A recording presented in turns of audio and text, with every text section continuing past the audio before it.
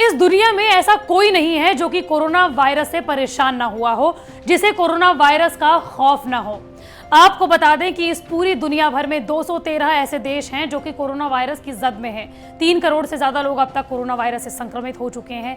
9 लाख लोगों ने अब तक इसकी वजह से जान गंवा दी है। भारत के बारे में बात करें तो दूसरे नंबर पर भारत कोरोना संक्रमण के मामले में है। हर दिन एक नया रिकॉर्ड बन रहा है। भारत में अब तक कोरोना से मरने वालों का आंकड़ा 80,000 के पार पहुंच चुका है। तो वहीं अगर संक्रमण के बारे में बात करें तो भारत में 10 लाख से ज्यादा संक्रमित एक्टिव मरीज इस वक्त हैं।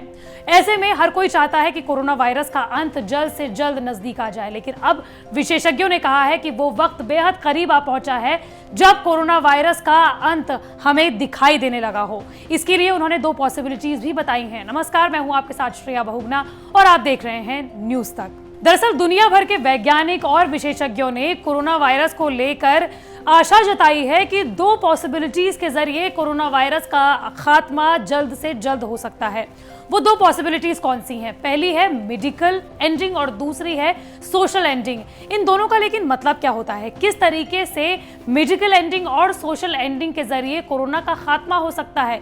इसके लिए उन्होंने हमें 100 साल पुराना एक एग्जाम्पल भी दिया है, वो भी हम आपको इस वीडियो में बताएंगे। लेकिन सबसे पहले ये जान लीजिए कि मेडिकल एंडिंग के जरिए कोरोना का खात्मा किस तरीके से हो सकता है।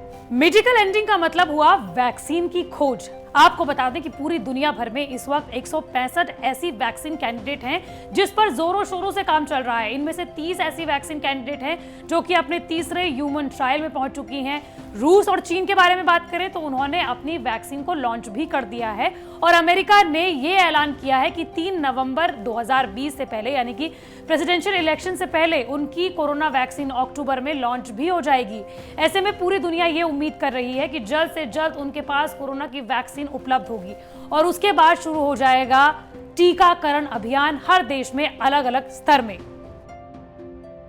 लेकिन टीकाकरण अभियान पूरे भारतवर्ष में बहुत आसान नहीं रहने वाला है। भारत के हर गांव, हर शहर, हर कस्बे में हर तबके के लोगों के लिए वैक्सीन को उपलब्ध कराना और वैक्सीन उन्हें लगाना बहुत आसान नहीं रहने वाला है। आपको बता दें कि इससे पहले ऑक्सफोर्ड यूनिवर्सिटी की वैक्सीन, जो कि भारत में ट्रायल जहां हो रहा है, यानी कि सीरम इंस्टीट्यूट ऑफ इंडिया के सीईओ पहले ही ये कह चुके हैं कि भारत में वैक्सीन हर किसी शख्स को पहुंचते पहुंचते कम से कम 3 से 4 साल का वक्त लग जाएगा। वहीं वैक्सीन की सफलता के बारे में बात करें तो अमेरिका के सबसे बड़े वैज्ञानिकों में से एक डॉक्टर एंथनी फाउची का कहना है कि दुनिया की कोई भी वैक्सीन अगर 50 से 60% भी काम करने में सफल होती है तो कोरोना को खत्म करने में सफलता हासिल की जा सकती है। यही नहीं, दुनिया में जितनी भी कोरोना वैक्सीन बन रही हैं उसमें ज्यादातर वैक्सीन 70% तक सफल हो रही हैं।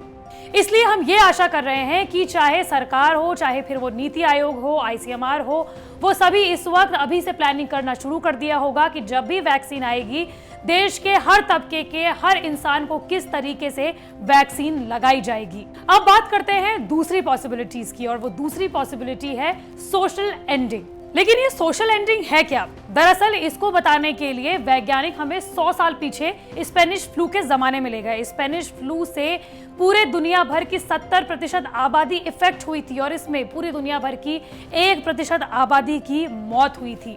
लेकिन स्पेनिश फ्लू की वैक्सीन कभी नहीं बनी। फिर लोगों ने इससे निजात कैसे पाई?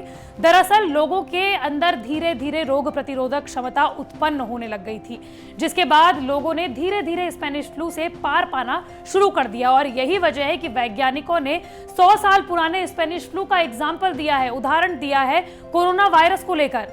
वहीं journal frontier in public health में प्रकाशित शोध के मुताबिक आने वाले समय में जब लोगों में हर्ड इम्यूनिटी विकसित हो जाएगी तो कोरोना एक मौसमी बीमारी बनकर रह जाएगा। रिपोर्ट में शोधकर्ताओं ने कहा है कि मौसम के बदलते ही सर्दी, जुकाम जैसी बीमारियों के फैलने का खतरा काफी बढ़ जाता है। उसी तरह कोरोना वायरस भी सर्दी, खांसी, जुकाम फैलाने वाले वायरस की तरह ही बनकर रह जाएगा। जब तक कोरोना वायरस को मात देने के लिए वैक्सीन नहीं तैयार होती है या फिर लोगों में हर्ड इम्यूनिटी विकसित नहीं हो जाती है, तब तक कोविड-19 ऐसे ही लोगों में फैलता रहेगा। आपको बता दें कि इससे पहले अमेरिका के तमाम विशेषज्ञ ये कह चुके हैं कि हर्ड इम्यूनिटी के लिए पूरी आबादी के 80% तक लोगों में इसे संक्रमित होने के लिए हर्ड इम्यूनिटी चाहिए। इसके साथ ही शोध में यह भी कहा गया है कि लोगों को कोरोना वायरस के साथ रहने की आदत डालनी होगी। इससे बचने के लिए उन्हें घर से बाहर निकलने से पहले हमेशा मास्क लगाना और बार-बार हाथ धोते रहना होगा और सोशल डिस्टेंसिंग का पालन भी करना होगा। वैज्ञानिकों की माने तो लोगों में इस घातक वायरस के खिलाफ हर्ड इम्यूनिटी के उत्पन्न होने से पहले कोरोना की कई लहरें आ सकती हैं। संक्रमण के प्रति लोगों की संवेदनशीलता और ह्यूमन बिहेवियर, मौसम के कारण टेम्परेचर और ह्यूमिडिटी में बदलाव से ही काफी फर्क पड़ता है। यही वजह है कि साल में अलग-अलग समय पर रेस्पिरेटरी वायरस का ट्रांसमिशन बढ़ जाता है। दुर्भाग्यवश फ्लू जैसे सामान्य वायरस की तुलना में कोविड-19 का ट्रांसमिशन रेट काफी ज्यादा है, लेकिन इसके खत्म होने के लिए हमें वैक्सीन का ही सहारा है।